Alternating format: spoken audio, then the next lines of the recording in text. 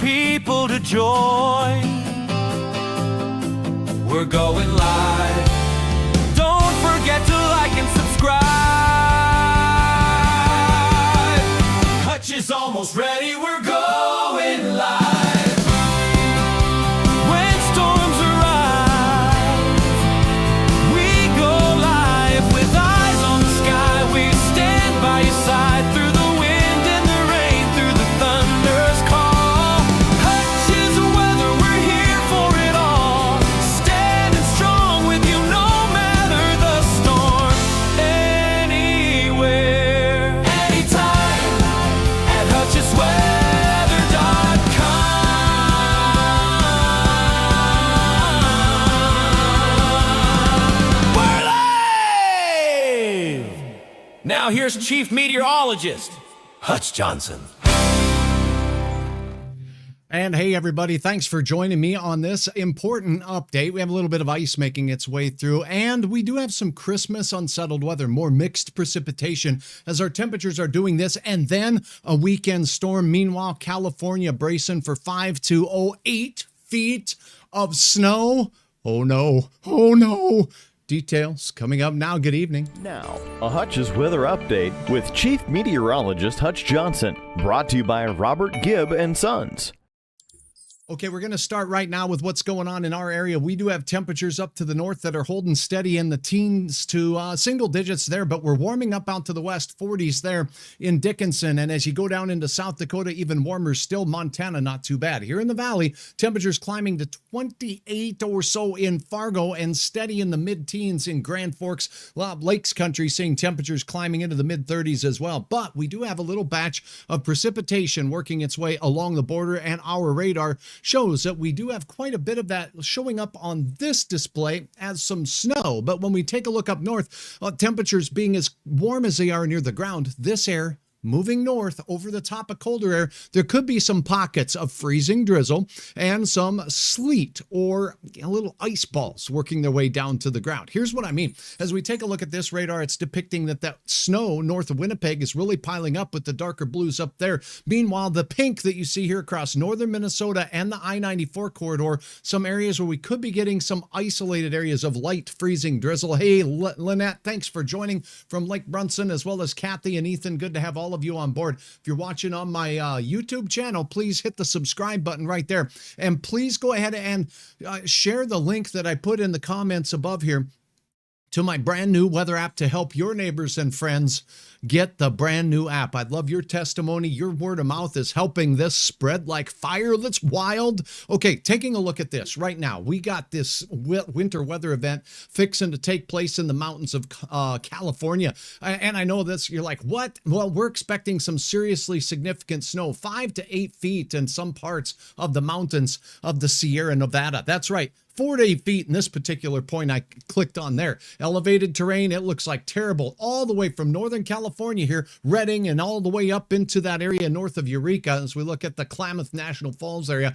And of course, the Truckee Pass is going to get slobber knockered once again with some unsettled and wet weather. Wintry weather in the Idaho mountains, and then in our area, we just have this little weather wiggle wobbling its way through. Winnipeg will see more of a snow impact, but watch for some slippery conditions now. Notice there's more drifting through in the overnight hours. So first thing in the morning too, it could certainly have an impact with regards to that. So that's what's going on right now. Temperatures on the ground cold enough for some of that to cause some slipperiness on area roads. Let's get right to the forecast. I'm not making you wait 7 days. Check this out. As you go into Tuesday, temperatures are going to be steady to slowly falling and in the teens in Fargo for Fargo's 7 day. Your average temperature this time of the year in Fargo, 21 for the high, 5 for the low, and 5. Wow, thank you so much, Kim, for sharing gifts of stars with Hutch right here. Now, as we get ready for the Jolly Elf and his bright-nosed reindeer, not a lot of snow and blowing snow to go through on Christmas Eve night in our area. In fact, we'll have warming temperatures there. So the weather whiplash continues. Steady to down on Tuesday, back up as we go through Tuesday night to 18 by the morning on your Christmas Eve day, 29 degrees. Some areas of slippery roads, but travel on Christmas Eve looks pretty good. On Thursday, we start to see see the impacts of our next system in the afternoon and evening. Mixed precipitation once again. Some areas of ice, some areas of snow, mainly in our far northern counties for the snowfall potential, and I'll go over that in a second. Then falling temperatures through Friday again. So it's another cold and blustery day as we glide into the weekend. Now, here's where things get interesting.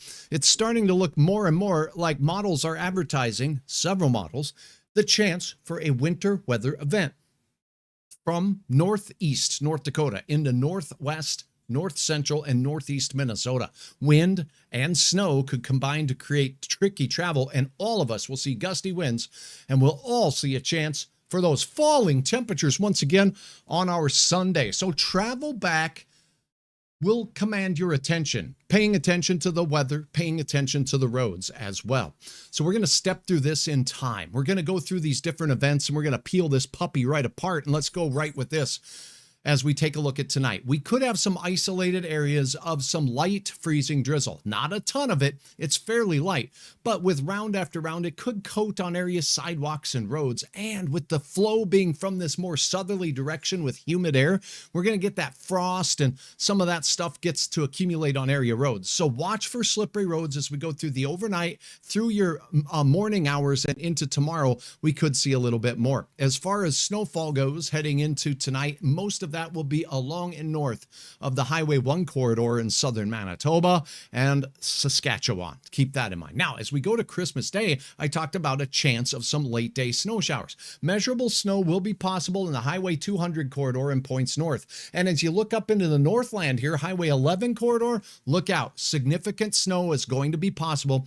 Don't pay particular attention to these amounts because these could shift a little bit or, change in intensity. But suffice it to say, there could be impactful snow for travelers on Christmas Day and into Friday, December the 26th. And again, I'll remind you, this is not a forecast. It's the potential from a model conglomerate. Now, this does come with a chance for icing again, mainly on Christmas Day, moving from the southwest parts of North Dakota and eastern Montana.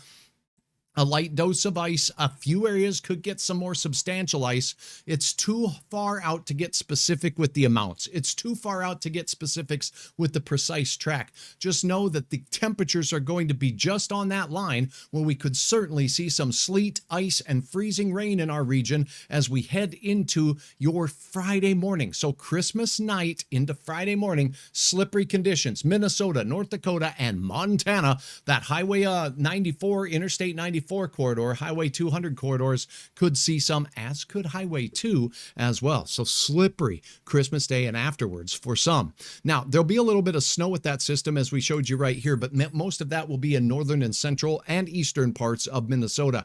Here's the bigger system, but for more context on that, I am going to employ the European model that shows us the projection of the track of this weekend system. So this has changed a little bit from yesterday. So I'm not all in on this storm system lock, stock, and barrel, but I will say the American model, the European model, the Canadian model, all are in agreement.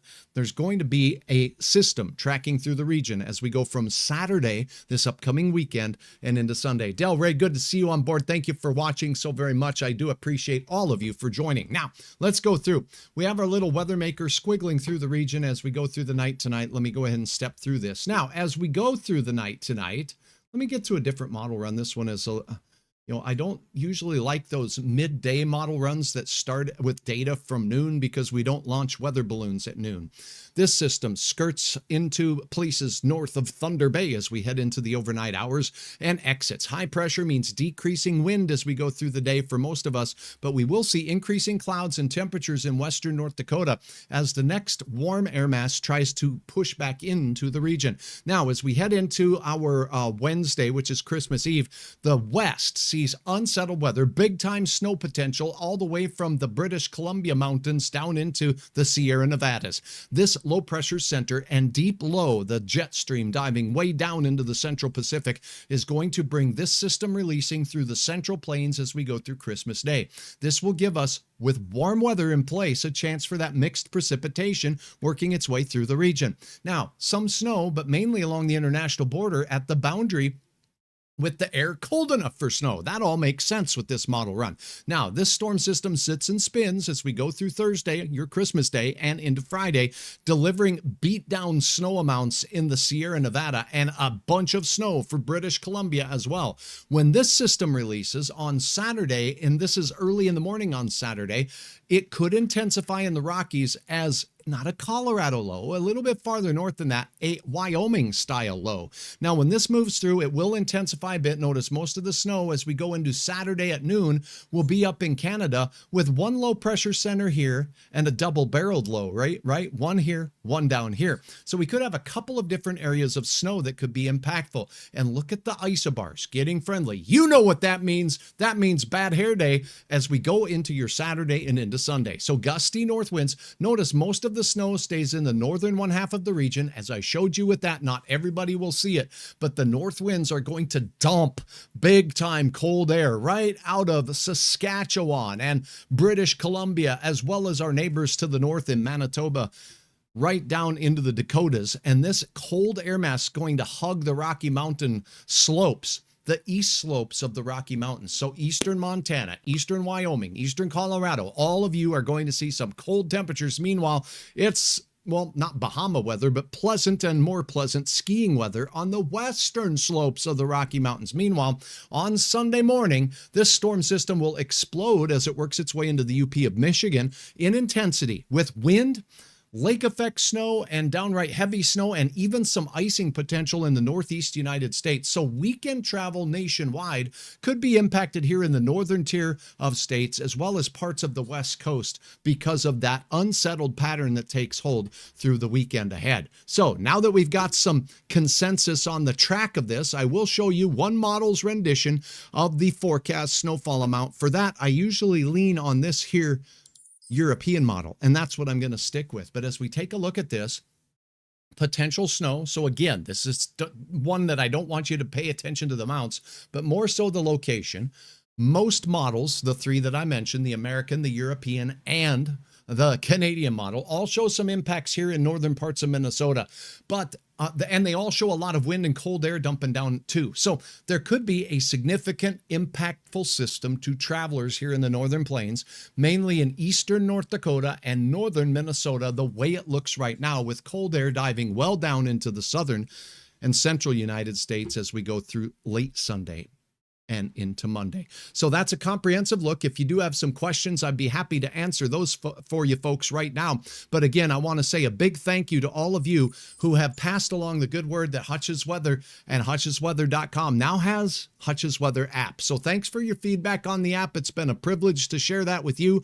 And also, I do want to point out, for those of you who have been uploading photos and videos, I appreciate that as well.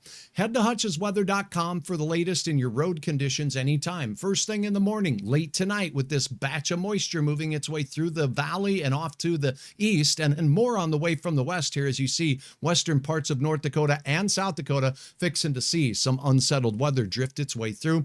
That could cause some slippery roads. So we want you to know where you can connect with that road report from my friends at OK Tire. So thanks so much to all of my fine sponsors. JLA Crop Insurance, working hard as a small farmer in the region, but also providing you with products for your insurance needs. Call Jake, my friend at JLA, and get in touch with him, and he'll get Nate, I should say, and get in touch with Nate with regards to that. Thanks so very much. And by the way, I'd love to have you, well, come along with me and visit Norway next summer when things warm up. I don't want to go to Norway right now, although the Northern Lights chances up there can be pretty beautiful indeed. So that's a look at what's going on. Hi, Rita. Good to have you on, watching from Fargo. Gary, good evening from Silver Bay. 27, finally made it. And that sounds wonderful. Tomorrow, Duluth and Bayfield area. We're heading to North Dakota next week. So there's that weekend weather wiggle that could be quite impactful. But next week, hopefully, when it leaves, we'll have some quieter weather after it. So that is a look at your weather forecast. I appreciate all of you joining and making sure that you are passing the word along about Hutch's Weather's new app. Hutch's Weather, the app, brings you all the information you need on road reports, radar, and your hour-by-hour forecast in your neck of the woods, plus my videos right there. So thanks for joining. Have a wonderful evening, and I'll be back in touch a little later tonight, and we'll compare forecast models as they're coming in with regards to our potential for a weekend weather event. But before I do that, I'm going to leave you with temperatures across the region overnight tonight. North winds ushering in sub-zero air, north central North Dakota, Rolla, all the way out towards the Belcourt area and Botno, moving down into the single digits above and below zero. That goes for you, Grand Forks, with the old down arrow there. Steady to falling temperatures for many of us here in the valley. Teens in Fargo, 20s down to the south, and a boundary of clouds between the air. Most of the wet weather will be sliding off to the east, where we could have some areas of freezing spit and drizzle along the North Dakota, South Dakota border and along the Highway 10 corridor through Minnesota. So keep that in mind. Your afternoon temperatures look like this. We're talking about those teens in the evening, but overnight rising just a pinch as we're telling this cold air to shoo, thanks to north winds that will quiet and become southerly winds. Look what's going on your Tuesday afternoon in the Black Hills and the Rockies of Wyoming and southern Montana. That's not bad. One more look at this 7-day planner showing our ups and downs. Cold day on Tuesday, falling temperatures, a few areas with some slippery roads. Rising temperatures Wednesday, and then the Jolly Elf having a great ride on the sleigh as we go from Christmas Eve into Christmas Day. Then after we warm up on Christmas Day, unsettled weather, mixed precipitation, some areas of freezing drizzle and rain right here in the Red River Valley, across North Dakota, possibly into Minnesota as well, followed up by some snow, mainly up in the far north. But the big system worth watching, impacts for travelers on the way home with a weather-making system Saturday and into Sunday. I'll keep you apprised of that as the cold air takes hold. There's Uncle Frosticles, making its way back into the region after a nice stretch of non-sub-zero temperatures for many across the region. Thanks for watching. We'll compare models a little later. This has been a Hutch's Weather Update with Chief Meteorologist Hutch Johnson. Follow us on Facebook and subscribe to our YouTube channel. Wait, you forgot the new app. You're right, I did. Don't forget to download our new app. Ow! Now let's rock! Thanks for watching Hutch's Weather Anywhere.